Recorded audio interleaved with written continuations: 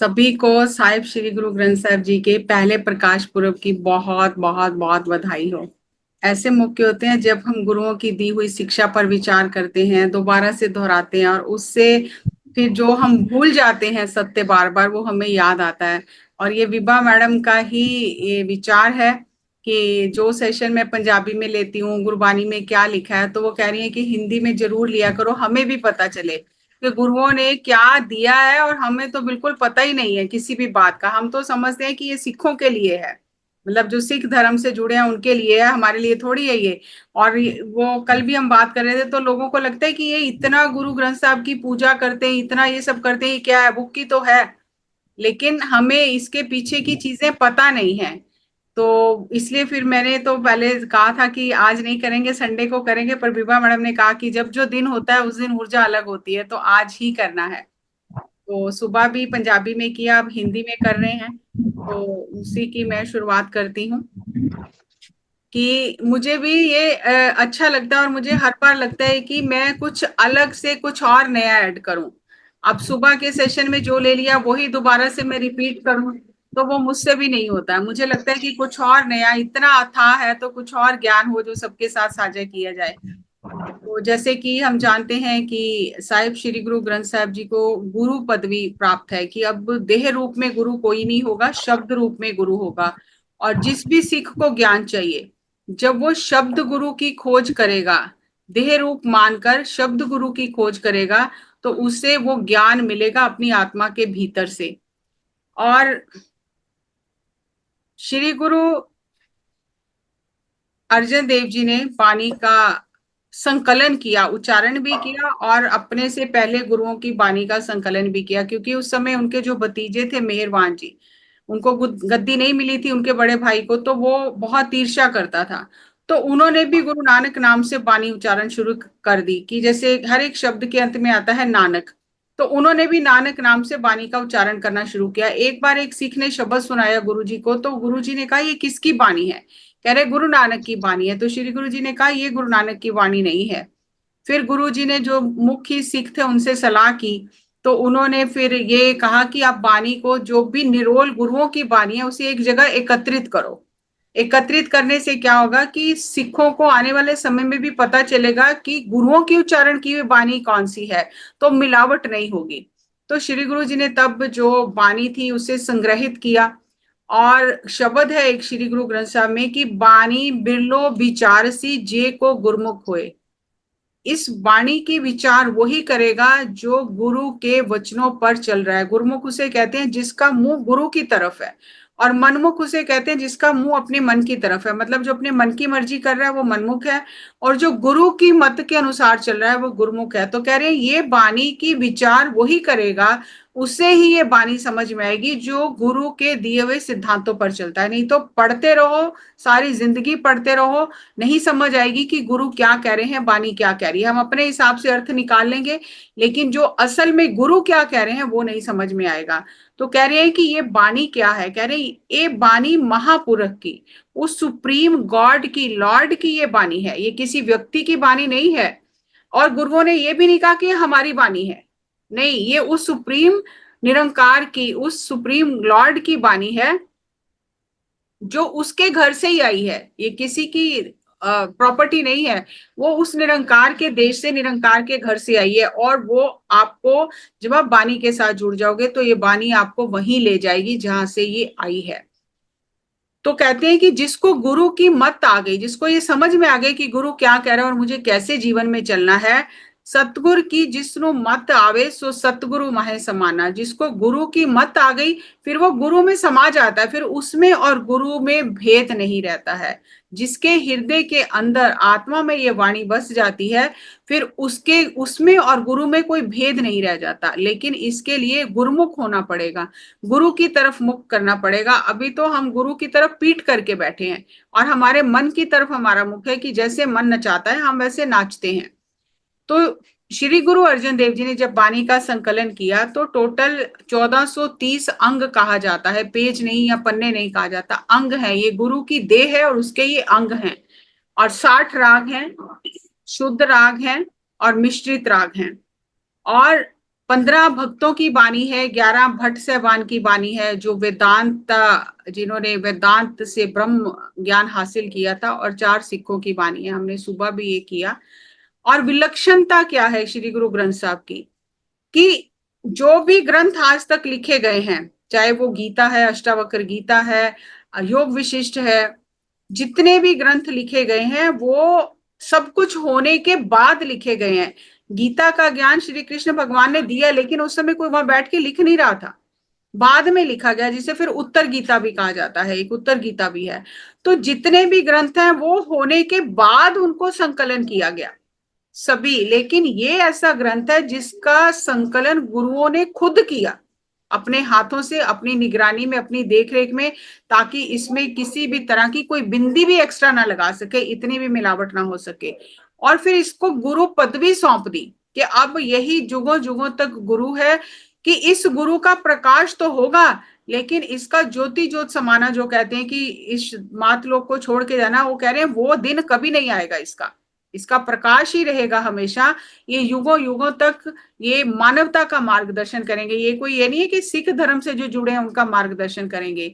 आप अगर इतिहास पढ़ के देखोगे तो जितने बड़े बड़े संत हुए हैं, उन सब ने जाकर गुरबानी को पढ़ा है, उसको समझा है, उसके ऊपर अपने टीका किया है। रविंद्रनाथ टैगोर एक बार हरिमंदिर गए थे, अपने समय के बहुत पहुंचे हुए संत थे, तो 3 दिन का उनका पंजाब का प्रोग्राम था। तो जब वो अंदर मत्था टेकने गए और बैठे आंख बंद करके, तो उनकी समाधि लग गई। 15 मिनट का उनका समय था, क्योंकि उनका एक एक मिनट निश्चित होता है, कहाँ जाना है, कितनी देर बैठना है। तो जो उनके साथ उसका उनका जो सेक्रेटरी था, बार बार देखता रहा, नहीं उठे, आंख नहीं खोल रहे, तो उसने हिलाया उन्हें कि चलो आपका समय हो गया, आपको कहीं और जाना है अब। तो उन्होंने उससे पूछा कि कितना समय हमें पंजाब में रहना है, तो उन्होंने कहा 3 दिन। उन्होंने कहा सारी अपॉइंटमेंट कैंसिल कर दो, मुझे यहीं रहना है, मुझे कहीं नहीं जाना। तो कहते हैं कि उन्होंने अपना विजिटर बुक में लिखा है कि 3 दिन वो सिर्फ खाना खाने के लिए, अपने नित्य क्रम से निवृत्त होने के लिए वहां से बाहर जाते थे, जहां भी रुके थे। बाकी पूरा समय वो हरिमंदिर के अंदर रहते थे। और जाते समय उन्होंने लिखा कि मैं जा जरूर रहा हूं, लेकिन मेरी आत्मा यही छोड़कर जा रहा हूं। तो ऐसे बड़े बड़े जो हुए हैं महात्मा, सनातन मत के, मुस्लिम धर्म के, सब ने अपने जाके वहां पर देखा है और फिर उसको लिखा है। एक सनातन धर्म के संत हुए हैं, गुरप्रीत वीर जी ने ये सुनाया, मैंने उनके मुख से ही सुना कथा में। तो वो हरिमंदिर गए दर्शन करने, तो वो जैसे ही सीढ़ियां उतरने लगे, तो उन्होंने देखा, दिव्य दृष्टि थी उनकी, उन्होंने देखा कि सारे देवी देवता परिक्रमा कर रहे हैं। तो उन्हें चक्कर आ गए देख के, वो वहीं के वहीं सीढ़ियों में बैठ गए और बहुत देर तक बैठे रहे बेसुध की हालत में। तो फिर बाद में उनसे लोगों ने पूछा कि क्या हुआ है आपको। तो कह रहे हैं जो मुझे दिख रहा है आपको नहीं दिख रहा। उन्होंने कहा हमें तो कुछ नहीं दिख रहा, आपको क्या दिख रहा है। उन्होंने कहा कि यहाँ जो सारे देवी देवता परिक्रमा कर रहे हैं, तो अंदर कौन बैठा हुआ है, किसकी परिक्रमा कर रहे हैं। तो कितने दिन वो वहीं बैठे रहे, वो नजारा ही देखते रहे। और फिर बाद में कहते हैं कि आज भी वो कुछ कुछ समय बाद हरि मंदिर के अंदर जाते हैं और वो कथा कीर्तन, कथा तो होती नहीं है वहां पे, कीर्तन, निरोल कीर्तन होता है, वो सुनते हैं। तो ये एक ऐसा ग्रंथ है जिसे गुरु पदवी प्राप्त है, और जिसका कभी भी ये नहीं होगा कि ज्योति ज्योत समाने का कोई दिन नहीं होगा। तो जहां श्री गुरु अर्जन देव जी ने गुरुओं की बानी, जो पहले पोथियां वो लेकर आए थे सभी साहबजादों से, और जो और भी सिखों के पास बानी थी, तो जो उन्होंने गुरुओं की वाणी लिखी, श्री गुरु नानक देव जी से लेके श्री गुरु रामदास जी तक, तो उसको जब बानी को वो लिखते थे भाई गुरदास जी, तो वो शुद्ध लिख देते थे कि ये वाणी शुद्ध है, इसे शुद्ध करने की जरूरत नहीं है, क्योंकि ये हमसे बड़े गुरुओं ने ऑलरेडी लिखी है, शुद्ध की है। लेकिन जहां वो अपनी वाणी लिखते थे, वहां वो लिख देते थे शुद्ध कीचे, कि इसको शुद्ध किया गया है। लेकिन जो गुरुओं की, पहले गुरुओं की वाणी है, वो शुद्ध ही है, उसे शुद्ध करने की कोई जरूरत नहीं है। तो हर एक शब्द के अंत में नानक आता है। तो जब श्री गुरु जी ने संतों की, भक्तों की बानी अपने कंठ से उच्चारण करनी शुरू की, तो जो भाई गुरदास जी लिख रहे थे वो बड़े हैरान हुए कि ये तो चलो पोथियों में है बानी, तो गुरु जी जो खुद उच्चारण किया, जो गुरुओं की बानी मुझे लिखवा रहे हैं, लेकिन ये जो संतों भक्तों के नए नए संतों की बानी लिखवा रहे हैं, उनके नाम बता रहे हैं, उनकी बानी उच्चारण कर रहे हैं, ये कहाँ से कर रहे हैं, ये तो पहले कभी सुनी नहीं है। तो उन्होंने प्रश्न किया कि ये बानी तो कहीं सुनी नहीं है जो आप लिखवा रहे हो मुझे। तो श्री गुरु अर्जन देव जी ने कहा कि कल सुबह आप 2 घंटे पहले आ जाना, क्योंकि वो वहां पर उन्होंने तंबू लगवा लिए थे दो, और एक में श्री गुरु जी रुकते थे और एक में वो बानी लिखवाते थे। तो उन्होंने भाई गुरदास जी को कहा कि आप 2 घंटे पहले हमारे तंबू में आ जाना। तो वो जब गए और उन्होंने देखा कि श्री गुरु अर्जन देव जी के आसपास सूक्ष्म रूप में कई आत्माएं, जिन्हें रूह रूह कहा जाता है, कई आत्माएं बैठी हुई हैं। और फिर उन्होंने श्री गुरु अर्जन देव जी से पूछा, ये कौन आत्माएं हैं? तो श्री गुरु अर्जन देव जी ने कहा कि आप इन्हीं से पूछो ये कौन आत्माएं हैं। तो जब भाई गुरदास जी ने पूछा कि आप कौन हो, तो हर एक ने अपना अपना परिचय दिया कि मैं कबीर दास हैं, फरीद जी हैं, धन्ना जी हैं, भक्त पीपा जी हैं। तो फिर तब भाई गुरदास जी को पता चला कि ये अपनी अपनी वाणी खुद लिखवाने आते हैं। तो उनके गुरु जी के कंठ के माध्यम से उनकी वाणी का उच्चारण होता है। जैसे आप पिक्चर में देख रहे हो कि वो सारे संत, जो भक्त जिनकी वाणी दर्ज है, जो ब्रह्म ज्ञान के जिन्होंने प्राप्त किया और अपने अनुभव से वो वाणी का उच्चारण किया, वो सारी वाणी श्री गुरु जी ने श्री गुरु ग्रंथ साहब में दर्ज करके अपने बराबर का सबको स्थान दिया। तो भाई गुरदास जी को तब पता चला कि ये वाणी कैसे लिखी जा रही है, क्योंकि जो हमें खुली आंखों से दिखाई देता है वो बहुत कम है, और जो हमें आंखों से नहीं दिखाई देता वो बहुत ज्यादा है। वो गुरु दिखाए समझाए तभी पता चल सकता है। फिर गुरु जी बाबा मोहन जी, जो गुरु अमरदास जी के सुपुत्र थे, उनसे वाणी लेने गए। और भाई गुरदास जी जो थे, जैसे अब हम ये ना समझे कि किसी की बहुत ऊंची अवस्था हो गई है तो उसकी कोई परीक्षा नहीं है, या उसको अहंकार नहीं आ सकता, या उससे गलती नहीं हो सकती। ये मेरे लिए बहुत बड़ा लेसन मैंने ये सीखा है इन कथाओं से। तो भाई गुरदास जी के मन में आया कि मैं भी तो इतने सालों से सेवा कर रहा हूँ और गुरु जी के पास रहा हूँ, इतना मेरा रिश्ता भी है। तो जब गुरु जी ने कहा कि वाणी लानी है बाबा मोहन जी से, गुरु अमरदास जी के जो सुपुत्र हैं, तो भाई गुरदास जी ने कहा मैं ले आता हूँ। तो गुरुजी ने देख लिया कि अब ये मैं ले आता हूं, तो ये मैं को हटाना पड़ेगा। तो उन्होंने कहा ठीक है जाओ। तो वो गए बाबा मोहन जी के पास, उनकी समाधि लगी रही, उन्होंने बहुत कोशिश की, समाधि नहीं खुली, उन्हें वाणी नहीं मिली। फिर बाबा बुड्ढा जी, जो उस समय के ब्रह्म ज्ञानी थे, वो उन्होंने कहा कि मुझे आज्ञा करो तो मैं जाऊं। तो गुरुजी ने कुछ नहीं कहा और वो चले गए। वो चले गए और उन्होंने, वो भी ब्रह्म ज्ञानी थे, नजर थी उनकी, और उनको गुरु नानक देव जी ने ये वर दिया था कि जहां भी मैं रहूं, किसी भी लोक में रहूं, चाहे सूक्ष्म रूप में रहूं, चाहे वैसे, आपकी आंखों से कभी भी अदृश्य नहीं होगा, जहां भी रहूंगा आपको पता चल जाएगा। ये वर मिला था उन्हें। तो आ जाता है मन में किसी के थोड़ा बहुत सूक्ष्म रूप से।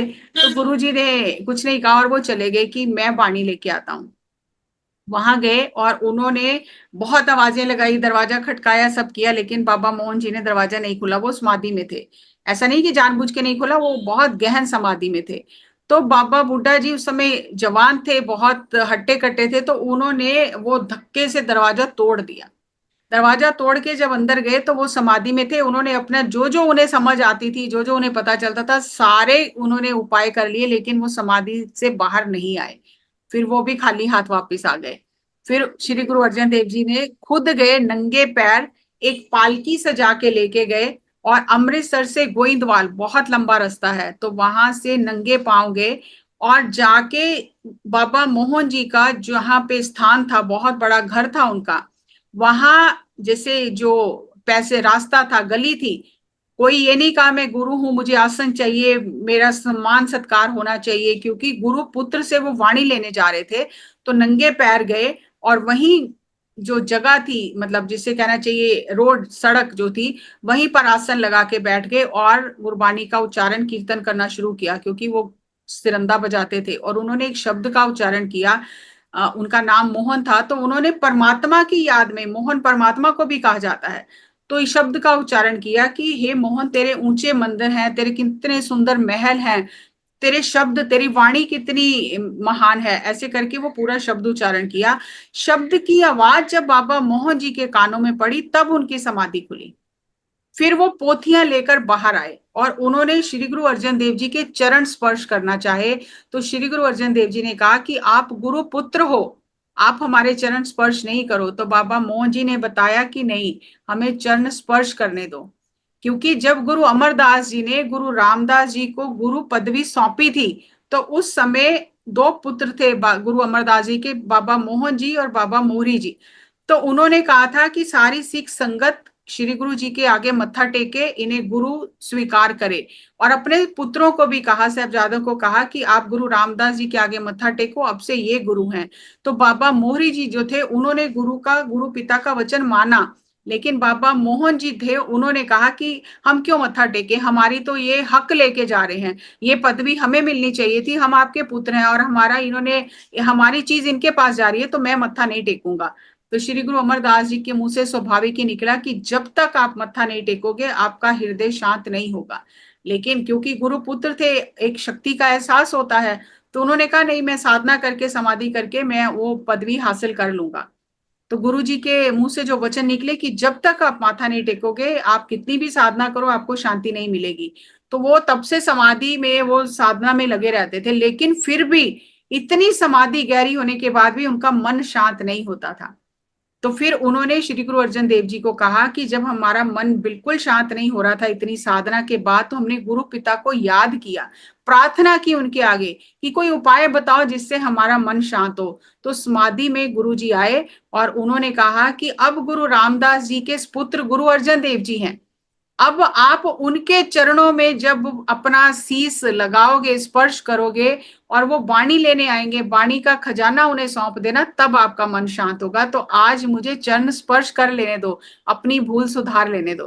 तब गुरु अर्जन देव जी ने फिर कुछ नहीं कहा, उन्होंने चरण स्पर्श किए और वाणी का खजाना गुरु जी को दे दिया। और जब वापसी जा रहे थे, वाणी लेकर पालकी साहब में पोथियां रखकर नंगे पैर वापस जा रहे थे, सारी संगत पीछे कीर्तन कर रही थी।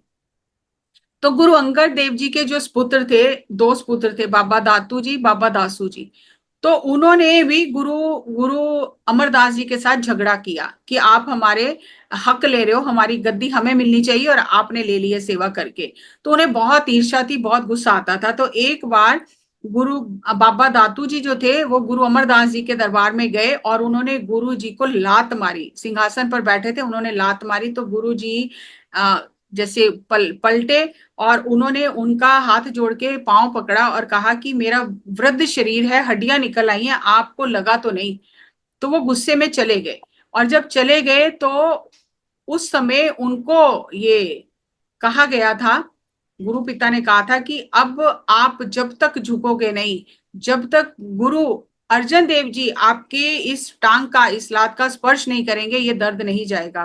तो तब से उनके इस तरह गुरु दर्द था होने के बावजूद भी, और फिर गुरु अंगद देव जी वहां से जाते हुए खडूर साहब उनके भी दर्शन किए प्रकाश और उन्हें स्पर्श किया और उनका भी 1604 गुरु के लिए में किया मित्र और सब समान होते जब गुरु जी ने बानी पूरी उच्चारण कर ली, वो और बानी उच्चारण करने नजर से देख। यहाँ पर एक जगह है हरमंदर साहब में परिक्रमा में, जो दुख पंजनी बेरी जहां पर है, उसके बिल्कुल साथ में है, जहां से हरमंदर साहब साफ दिखाई देता। तो यहाँ पर आकर उन्होंने पहले वो जो पोथियां इकट्ठी करके लाए थे, वो यहाँ पर आकर स्थापित की और इसका नाम तब से पड़ा थड़ा साहब। और यहाँ पर पोथियां रखी और कहा कि यहाँ जो भी स्नान करेगा उसे 68 तीर्थों के स्नान का फल प्राप्त होगा। तो गुरु जी की ऐसी कृपा थी, दिव्य दृष्टि थी आने वाले समय को देखे कि कोई भी अगर नया पंथ चलता है तो पंथ के पास अपना ग्रंथ होना चाहिए, उसकी अपनी भाषा होनी चाहिए, उसका अपना एक केंद्र होना चाहिए जहां बैठकर वो साधना कर सकें, और उसका एक ड्रेस कोड होना चाहिए। तो श्री गुरु जी ने ग्रंथ की स्थापना की और सिक्खी का केंद्र हरिमंदिर की स्थापना की, और गुरुमुखी जो पंजाबी भाषा है, गुरुमुखी भाषा है, जो गुरु नानक देव जी ने जिसमें बानी उचारी, उसका प्रचार प्रसार किया, उसी में श्री गुरु ग्रंथ साहब को उच्चारण किया, उसी में संकलित किया श्री गुरु ग्रंथ साहब को। तो ये वो स्थान है जहां पर उन्होंने लाकर बानी का स्थापित की थी। और फिर श्री गुरु जी के मन में आया कि अब ये यहाँ तो आकर पोथियां तैयार हो गई, गुरु ग्रंथ साहब तैयार हो गया, अब कहाँ पर इसका प्रकाश किया जाए। तो उन्होंने बाबा बुड्ढा जी जो थे उनसे सलाह की। तो बाबा बुड्ढा जी ने कहा कि आप ही का वचन है, डिठे सब्बे थाम नहीं तुद जेहा, कि ये हरि मंदिर जैसा कोई और सृष्टि में स्थान नहीं है, तो आप इसको वहां पर ही स्थापित करो। तो फिर वहां पर श्री गुरु अर्जन देव जी ने बाबा बुड्ढा जी के शीश पर श्री गुरु ग्रंथ साहब रखवा के खुद पीछे चौर करते हुए हरि मंदिर में लेके गए। अब जब गुरु जी विचार कर रहे थे कि ये सेवा किसको दी जाए, गुरु ग्रंथ तो बीड़ साहब तो तैयार हो गई, लेकिन इसकी सेवा की जिम्मेदारी किसे दी जाए। तो बहुत सोचा, तो उस समय गुरु अंगद देव जी के पुत्र भी थे, गुरु अमरदास जी के पुत्र भी थे, और बेदी कुल के भी आगे वंश में थे। तो उन्होंने सोचा कि इन्हें तो पहले ही अपनी कुल का बहुत अहंकार है, तो ये कभी भी गुरु ग्रंथ साहब को सर्वोच्च नहीं मानेंगे गुरुओं की वाणी को, क्योंकि इन्हें तो पहले ही अपनी कुल का बहुत अहंकार है। तो जो जिसके मन में सेवा का भाव नहीं है वो सेवा नहीं कर सकता, जो उसके मन में अहंकार है वो सेवा नहीं कर सकता। तो गुरु जी ने फिर उस समय विचार करके कि ये जो गुरु पुत्र है, ये गुरुओं की जो वंश है, ये अहंकार है, इन्हें ये सेवा नहीं कर सकते। तब उन्होंने कहा सेवा वही कर सकता है जो निरंकार है। तो उनके मन में बाबा बुड्ढा जी का विचार आया कि इन्होंने श्री गुरु नानक देव जी के दर्शन किए हैं, चार गुरुओं की संगत की है, सेवा की है, गुरुओं को गुरु पदवी इन्होंने सौंपी है, और यही इस सेवा के लायक हैं। तो श्री गुरु जी ने बाबा बुड्ढा जी को ये सम्मान दिया कि आप इसका आप सेवा संभाल करो। और जब गुरु जी वाणी लिख रहे थे, तो सूरदास जी आए और उन्होंने अपनी वाणी इसमें अंकित कराई, और उन्होंने एक ही पंक्ति का उच्चारण किया और उनकी समाधि लग गई। बहुत समय तक इंतजार किया, उनकी समाधि नहीं खुली। तो गुरु जी ने कहा कि इनकी एक ही पंक्ति रहने दो, और जो भी ये वाणी पढ़ेगा उसे पूरे शब्द का फल मिलेगा। तो गुरु जी ने वो शब्द पूरा किया। और जो पाई बन्नो थे, जो साथ में शाही बनाते थे, उन्होंने वो पूरा शब्द लिख लिया। वो बहुत धनाढ़ व्यापारी थे, लिखारी भी थे, उनके रोम रोम में सिमरन चलता था, ब्रह्म ज्ञान की अवस्था उन्हें प्राप्त थी। जब गुरु अर्जन देव जी से किसी ने सवाल किया कि आज के समय में कोई ऐसा है जो ब्रह्म ज्ञानी है, जिसके रोम रोम से शरीर के आवाज आए परमात्मा के नाम की, तो उन्होंने पाई बन्नो जी के पास भेजा था। तो ये हमारे लिए जानने की बहुत गहराई के सूत्र हैं कि कितनी भी अवस्था हो जाए, कभी भी इस बात का अहंकार या मान नहीं करना चाहिए कि अब हम तो पहुंच गए, हमसे गलती नहीं हो सकती। किसी से कभी भी गलती हो जाती है। तो पाई बन्नो जी ने, गुरु जी ने एक पंक्ति ही लिखी, पाई बन्नो जी ने वो पूरा शब्द, पाई जब सूरदास जी समाधि से बाहर आए तो पूरा शब्द लिख लिया। और पाई बन्नो जी को गुरु ने जिल्द चढ़ाने के लिए लाहौर भेजा था। तो उन्होंने पूरे गुरु ग्रंथ साहब का रास्ते में उतारा कर लिया, दो तैयार कर लिए। और जो गुरु जी ने प्राण संगली, जो श्री गुरु नानक देव जी ने उच्चारण की थी, राजा शिवनाभ को दी थी, वहां से वो मंगाई थी। सुबह हमने वो साखी ली थी, मैं दोबारा नहीं ले रही हूँ। तो उन्होंने वो भी उसमें जोड़ दी। अब गुरु जी ने नहीं जोड़ी, क्योंकि उसमें श्वासों को, जो श्वास है, इसे दसम द्वार में चढ़ा के, ब्रह्मरंध्र में चढ़ा के कैसे योगी अपनी आयु बढ़ाते थे, कैसे वो साधना करते थे, वो सारा उसमें बताया गया था। तो गुरु जी को था कि कहीं सिख भटक ना जाए, इस रास्ते पर ना चल पड़े, तो उन्होंने वो उसमें नहीं जोड़ी पानी। लेकिन पाई बन्नो जी जो थे, उन्होंने वो सूरदास जी का भी पूरा शब्द लिख दिया, और वो भी बानी उसमें जोड़ दी, और शाही कैसे बनानी है वो भी लिख दिया, और जो उन्हें समझ में है उन्होंने वो सब लिख दिया। जब गुरु जी ने वो ग्रंथ खोल कर देखा, तो गुरु जी ने कहा ये आपने ठीक नहीं किया, आपको कहा था जिल्द चढ़ा के लाना, और आपने एक बीड़ और तैयार कर ली। तो अब एक खारी बीड़ है। मुझे भी आज तक नहीं पता था कि खारी बीड़ का मतलब क्या होता है, सुनती थी खारी बीड़ है, खारी बीड़ है। आज पता चला सुबह कथा में कि जैसे समुद्र का पानी खारा होता है, वो पीने लायक पानी नहीं है। कितना भी पानी है उसे पिया नहीं जा सकता, उससे किसी का स्वास्थ्य बिगड़ेगा ही, ठीक नहीं हो सकता। तो श्री गुरु जी ने कहा कि आपने ये जो किया है, ये खारी बीड़ है, कोई भी सिख इसमें से पाठ नहीं करेगा मेरा, जो इसमें से पाठ करेगा उसे कोई फल प्राप्त नहीं होगा। जैसे समुद्र का पानी पीने से उल्टी हो जाती है, उससे सेहत खराब होती है, ठीक नहीं होती है। तो श्री गुरु जी ने कहा कि ये वाणी का, जो इस वाणी का पाठ नहीं होगा। जो गुरु जी ने खुद तैयार कराया था, उस पे हस्ताक्षर करके गुरु जी ने उसका प्रकाश कराया वहां पर। तो आज भी उनकी कुल में वो है, लेकिन उसके दर्शन कराए जाते हैं, उसका पाठ नहीं होता है। तो श्री गुरु जी ने जो जिम्मेदारी दी थी, गुरुमुख और मनमुख की हम बात कर रहे थे, कि जो गुरु ने कहा वो मानना है, उसमें अपनी मत नहीं लगानी है। जब अपनी मत लगाते हैं तो फिर कुछ का कुछ कर लेते हैं, फिर गुरु की खुशी पाने के लिए सब कुछ करते हैं, लेकिन फिर गुरु की खुशी नहीं मिलती है। तो इसलिए अपनी मत नहीं लगानी। आज ये मैंने जो वहां पर हरि मंदिर के अंदर जो आज वो महाराजा रंजीत सिंह ने जो भी कोई कीमती चीज देता था, वो अपने लिए नहीं रखते थे, वो गुरुद्वार में भेंट, हरि मंदिर में भेंट कर देते थे। तो ये जितने आप देख रहे हो, ये जो चांदनी लगी है, ये जो आगे पड़े हैं सेट, जो जैसे लकड़ी के बॉक्स में अगर आपको दिख रहे होंगे तो दो पहनने वाले गले में हार और ये हैं, तो उनके बेटे के शादी में दिए थे, तो वो बहुत कीमती रत्नों से जड़ी थे, तो उन्होंने कहा नहीं ये तो गुरु घर में होने चाहिए।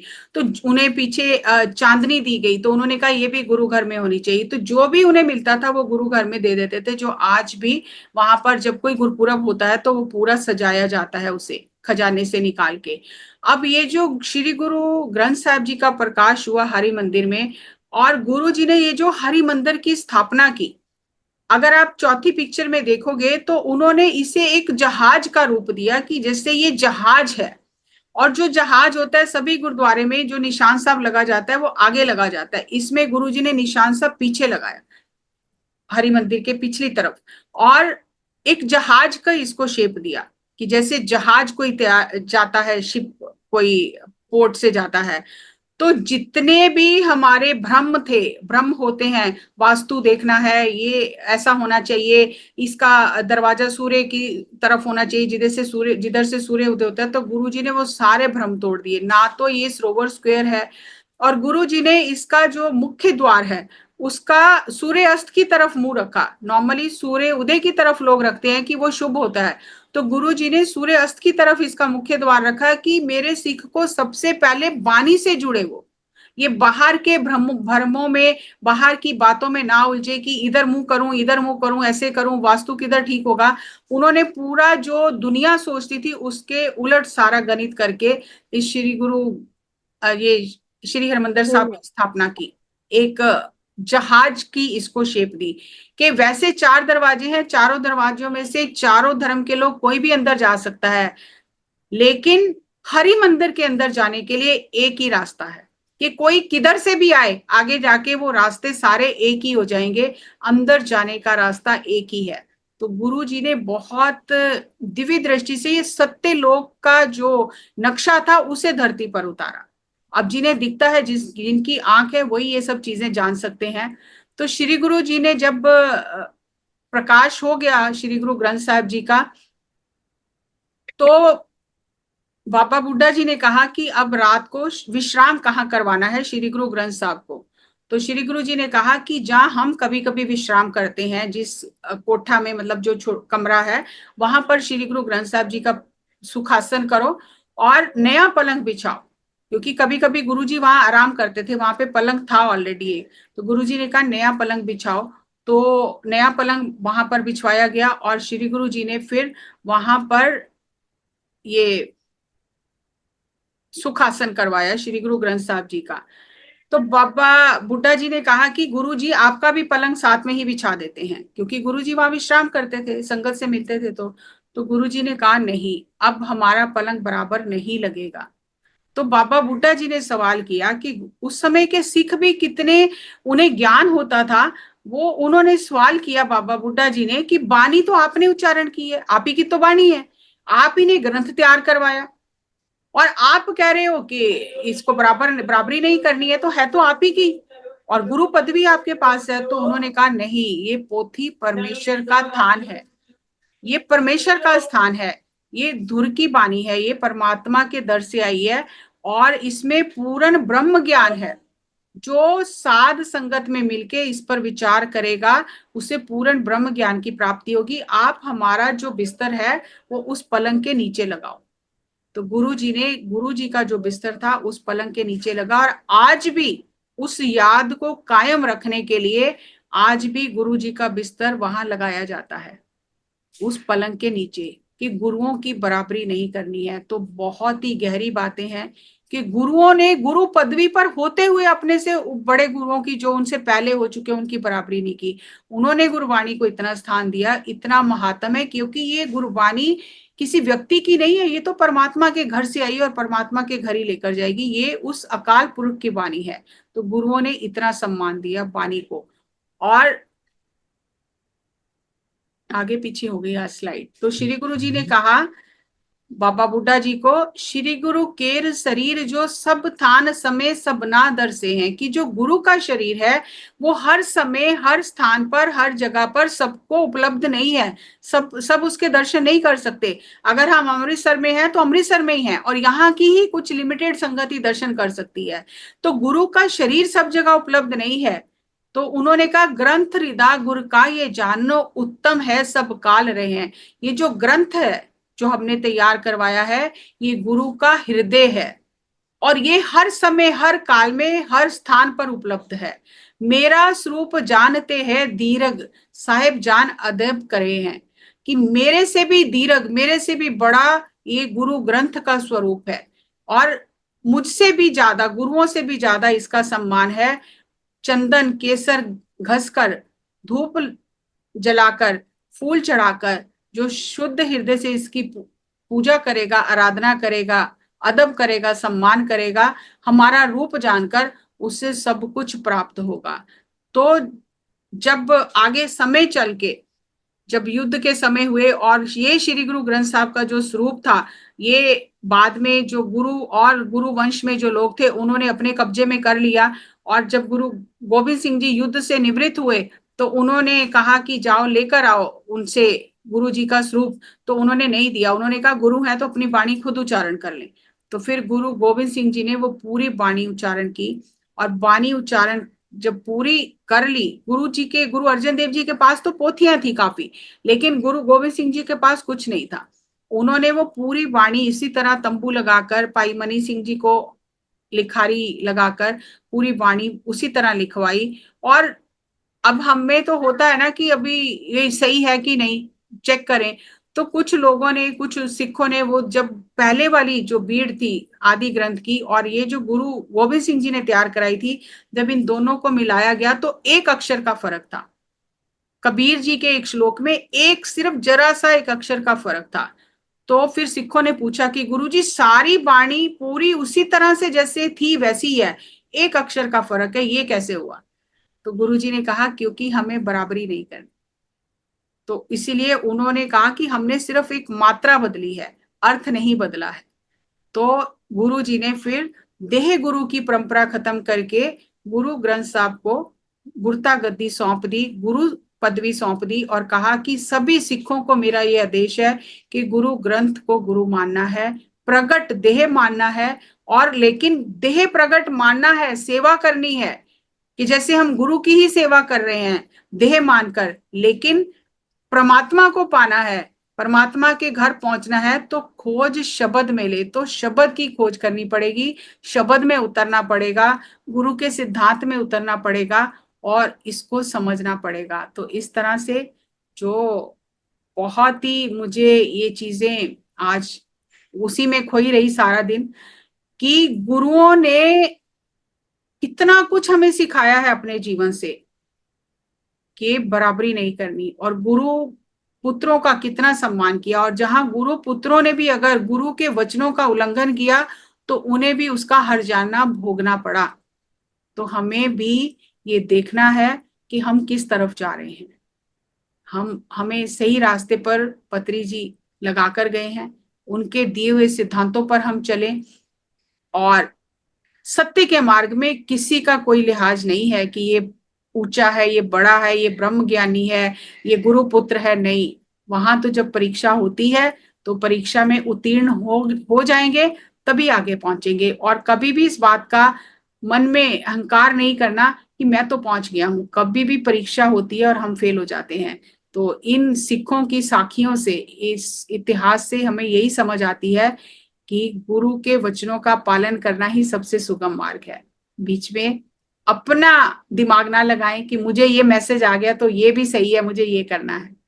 तो जो मुझे समझ में आया मैंने आपके साथ शेयर किया। इतना कुछ होता है शेयर करने के लिए, लगता है सब कुछ बता दूं, पर समय के हिसाब से बहुत सारी चीजें मुझे छोड़नी पड़ती हैं। आगे पीछे आज मैंने स्लाइड्स की हैं बहुत सारी, फिर भी मैंने कोशिश की है कि आपको वो सार जो है वो आप तक पहुंचे। सो आप सबका बहुत बहुत धन्यवाद। जो भी कोई, कई बार क्या होता है कि बाद में जब मैं भी सुनती हूँ तो मुझे लगता है कि यहाँ मैंने ये शब्द नहीं ये शब्द बोलना था, गलती हो जाती है बोलते हुए। तो इसीलिए अगर बहुत बड़े बड़े ज्ञानी हैं जो बाद में यूट्यूब पे सुनते हैं, तो मैं ये आज ये कहना चाहती हूँ कि कभी भी कोई शब्द इधर उधर आपको लगे कि ऐसा नहीं ऐसा था, गलत मुंह से निकल गया, तो इंसान है, इंसान से गलती होती है। गुरु का ज्ञान समझकर गुरु का ज्ञान ले लेना और जो गलती है उसे छोड़ देना। और जरूर मुझे कमेंट में या फोन करके बता देना, ताकि आगे से मैं अपनी गलती सुधार सकूं, क्योंकि मैं कोई कथावाचक नहीं हूँ। मैंने कोई ऐसे ग्रंथों का अध्ययन नहीं किया है। मुझे तो जो इंसाइट्स आती हैं, जो कुदरत बताती है, वो मैं आप सबके साथ साझा कर देती हूँ। So thank you, thank you, thank you. और विभा लेकिन जी, एक बात बताऊं, गुरु गोविंद सिंह जी ने बहुत वाणी उच्चारण की है, बहुत, वो पूरा एक ग्रंथ है। तो हम्म सिखों ने कहा, जब आप ग्रंथ बना ही रहे हो नए सिरे से, और आप गुरु पदवी आपके पास है, तो आप अपनी भी वाणी इसमें ऐड कर दो। तो उन्होंने उन्होंने कहा कहा नहीं। नहीं, वो अलग रहेगी, इसमें ऐड नहीं होगी। हम्म तो उन्होंने नहीं की। और ये परीक्षा ली गुरु अर्जन देव जी ने भाई गुरदास जी की, जो लिख रहे थे ना, वो भी कविताएं बनाते थे और गुरु जी को सुनाते थे। उनके भी पूरे ग्रंथ हैं दो। तो गुरु जी ने उन्हें कहा, जैसे वो लिख रहे थे, जब सब लिखा गया, तो गुरु जी ने कहा आप अपने ग्रंथ भी ले आओ, हम्म उनको भी ऐड कर दें।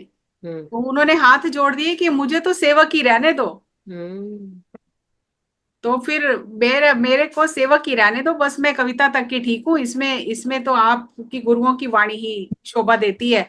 तो फिर गुरु अर्जन देव जी ने उनकी वाणी को वरदान दिया कि गुरु ग्रंथ साहब जी की जो वाणी है वो ताला बंद है, लेकिन आपकी जो वाणी है वो चाबी है। जो ये वाणी पढ़ेगा, उससे गुरु ग्रंथ साहब की वाणी की समझ आएगी, वो ताले खुलेंगे उससे। तो बराबर का दर्जा दे दिया।